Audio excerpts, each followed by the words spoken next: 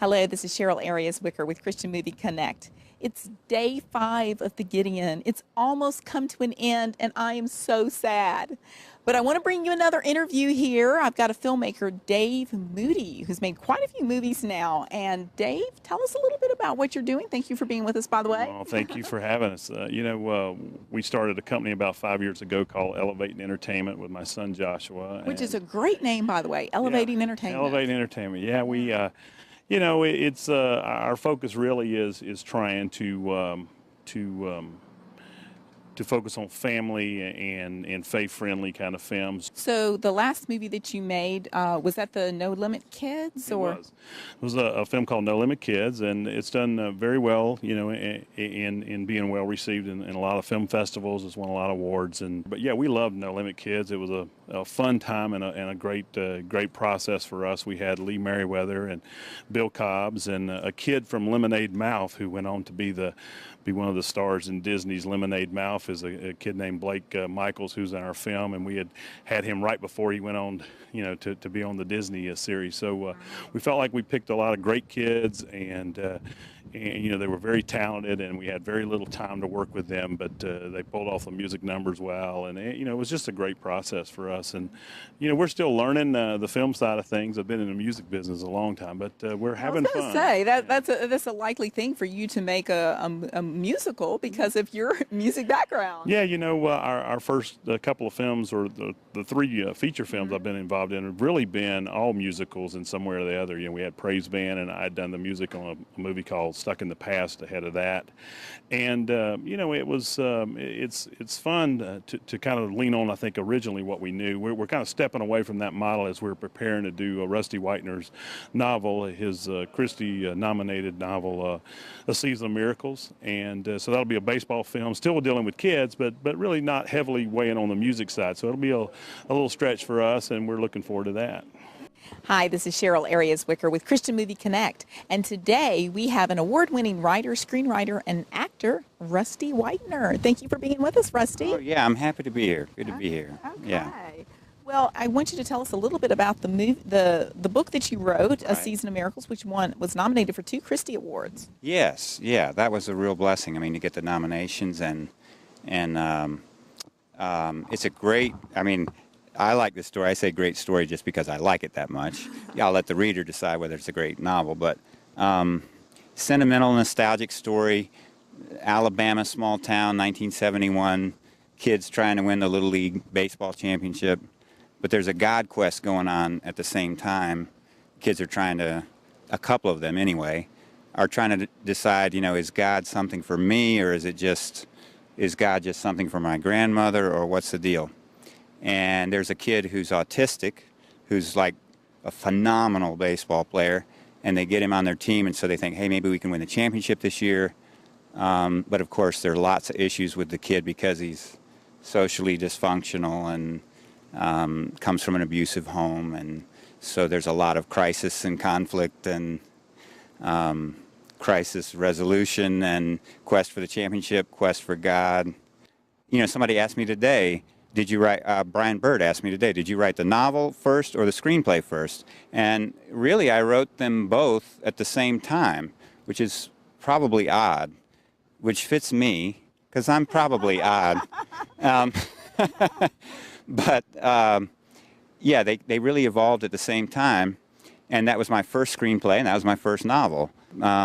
But yeah, these are I think you said these are the kind of movies people maybe want to see, and I hope that's true. I think that is true. I mean, it's sentimental, nostalgic. It is a family film, faith-based, redemptive themes. Well, you also do a bit of acting. You're developing quite a good IMDb credit list there. So Well, how did you get into acting? I was actually a pastor for 12 years, which I really loved, and that was my first calling, so to speak.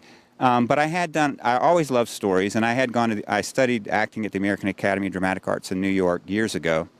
But I'd mostly done stage stuff, and then when I felt God calling me into writing stories, writing screenplays, writing novels, which was, 4 or 5 years ago, I felt a serious call that way.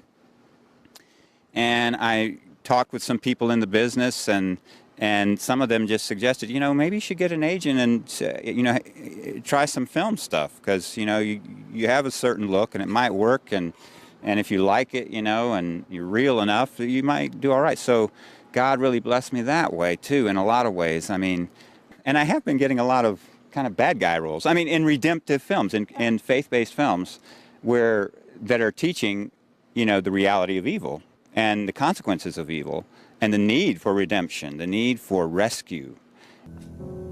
I hit things, preacher. Things, not people.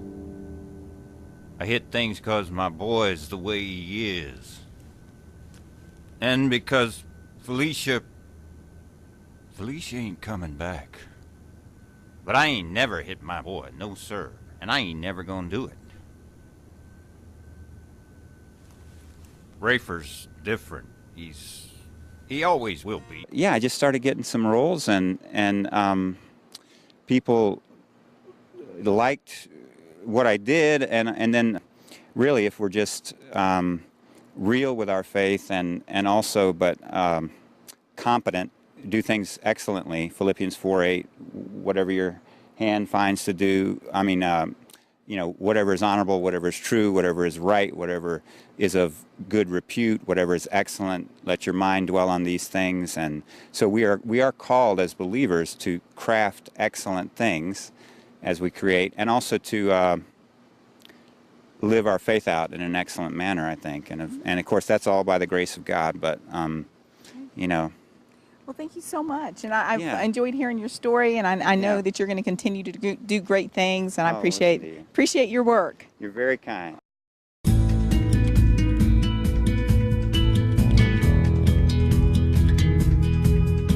A number of years ago, we built a place of retreat, a ranch north of Los Angeles, for people to come and work on creative projects and do their books and screenplays and work on music. It's for leaders to come and pastors to come and kind of get healed up and refreshed and restored. And it was an amazing vision that we felt like we had to be the ones to fund it. We didn't ask for any help. So it was amazing, but it about killed us. And just about a year and a half ago, we finally have sold this property, but it was on the market forever and didn't sell. It is sometimes hard, I'm still not earning the income I did all those years. I was doing tons of television and been on series after series, but I have come to know during this whole process, I've come to see God in a completely different way. I've come to realize that I can trust Him in all things. It's not too difficult to trust God if you don't have to, if you kind of rely on your own ability to make things happen, your own capacity to earn an income. But when little by little He begins to strip things away and He says, just look to me, I want you just to look to me for everything, we suddenly realize what's really important and what's not. And more than ever in these recent years, I understand Paul's words to the Romans when he said, for we know that in all things God works for the good, for those who love Him and who've been called according to His purpose.